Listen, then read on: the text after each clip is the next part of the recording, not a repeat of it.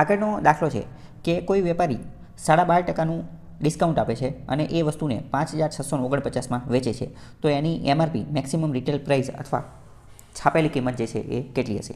100 ધારીને પણ ગણી શકાય છે. આપણે બહુ પહેલાં સમજી ચૂક્યા છીએ કે અમુક દાખલા 100 ધારીને ગણવા જોઈએ અને અમુક ડાયરેક્ટ રીત જે છે એનાથી ગણવા જોઈએ. તો આમાં 100 કરતાં આ 12.5 વાળું સારું રહેશે. તો 12.1/2% એટલે કેટલા થાય? તો 12.1/2% એટલે થાય 1/8.